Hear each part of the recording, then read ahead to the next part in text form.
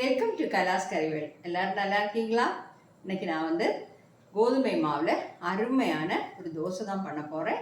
நல்லா கிறிஸ்பியாக இருக்கும். அது கோதுமை மாவு தோசை பிடிக்காதவங்க கூட இந்த மாதிரி பண்ணி கொடுத்தீங்கன்னா அதை விரும்பி சாப்பிடுவாங்க. கரெக்டாக நீங்கள் ட்ரை பண்ணி பார்க்கணும். கோதுமை மாவு கூட கொஞ்சம் இன்க்ரீடியன்ஸ் எல்லாம் சேர்த்து அருமையாக பண்ணுறேன். ஓகே, அப்போ இது கூட சட்னி சாம்பார் இது வச்சு சாப்பிட்லாம். இல்லை நீங்கள் இந்த தோசை மட்டும் சாப்பிட்றதா இருந்தால் கூட நல்லா தான் இருக்கும். கரெக்டாக ட்ரை பண்ணி பாருங்கள். அது எப்படி பண்ணுறதுங்கிறது பார்க்கலாம் வாங்க.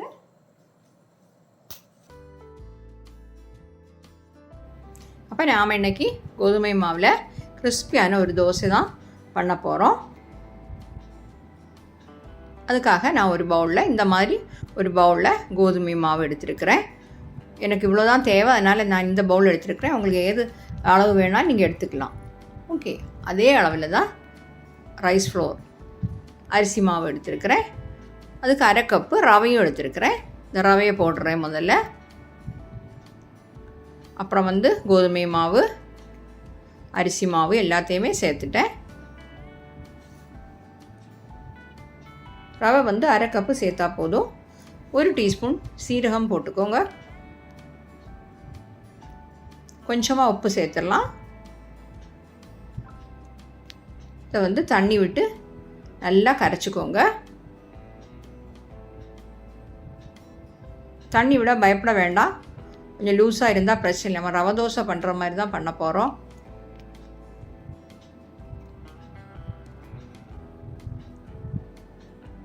ஆனால் இதில் ரவை ரொம்ப கொஞ்சமாக தானே சேர்த்துருக்குறோம். ஒரு 3 டம்ளர் தண்ணி வரைக்கும் நான் சேர்க்குறேன்.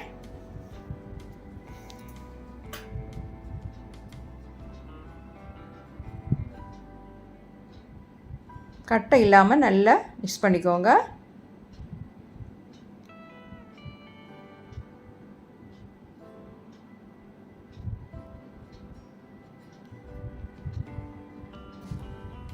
பாருங்கள், இந்த மாதிரி தண்ணியாக இருந்தாலும் ஒரு பிரச்சனை இல்லை.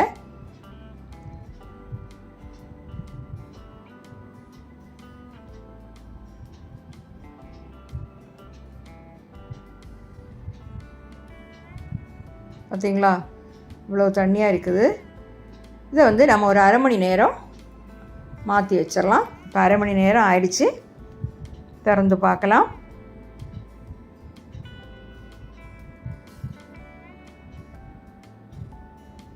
எப்போவுமே நல்லா கிளறிக்கணும். ஒவ்வொரு தோசை ஊற்றும் போதும் அது அடியிலேருந்தே அப்படி கிளறி தான் தோசை பண்ணணும்.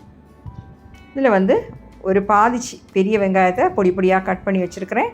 ஒரு பச்சை மிளகாய், கொஞ்சம் கறிவேப்பிலை, கொஞ்சம் மல்லித்தழை, இவ்வளோ எல்லாத்தையும் சேர்த்துட்டு நல்லா கிளறிடுவோம்.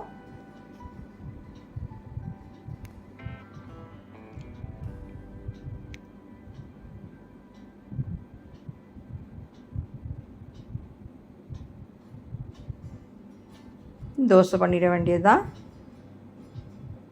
பார்த்தீங்களா, இவ்வளோ தண்ணியாக கரைச்சிருக்கிறேன் பாருங்கள். இப்போ அதுக்காக ஒரு தோசைக்கல்ல சூடு பண்ண வச்சுருக்கிறேன்.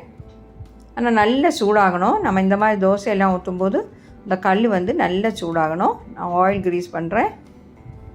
நீங்கள் நெய் வேணாலும் எடுத்துக்கலாம். நீ மாவு அதில் சேர்த்துடலாம்.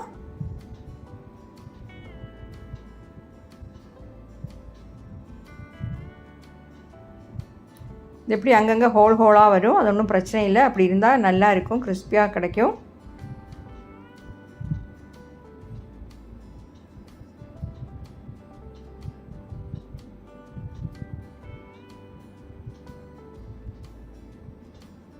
இதில் நான் இப்போ ஆயில் சேர்க்குறேன். நீங்கள் நெய் வேணால் சேர்த்துக்கலாம். 1 டீஸ்பூன் சேர்க்கலாம். வேகட்டும். பாருங்கள், இப்போ திருப்பி பார்க்கலாம்.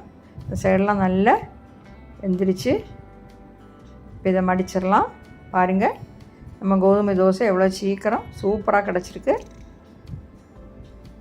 இப்படியே மடித்து எடுத்துடலாம். உங்களுக்கு திருப்பி வேணும்னா திருப்பியும் போட்டுக்கலாம்.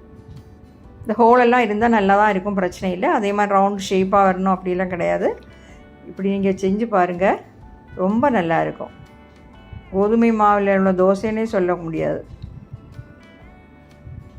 இதோட சட்னி சாம்பார் எது வச்சு வேணாலும் உங்களுக்கு சாப்பிட்லாம்.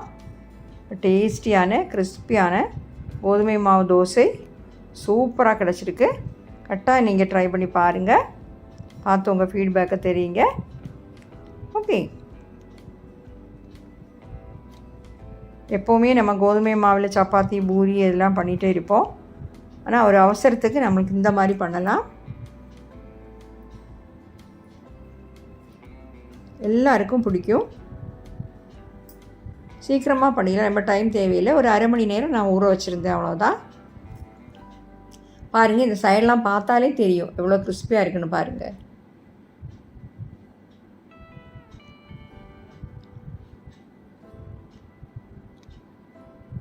கரெக்டாக இதை பண்ணி பார்த்து உங்கள் ஃபீட்பேக்கை தெரியுங்க. Okay, thank you.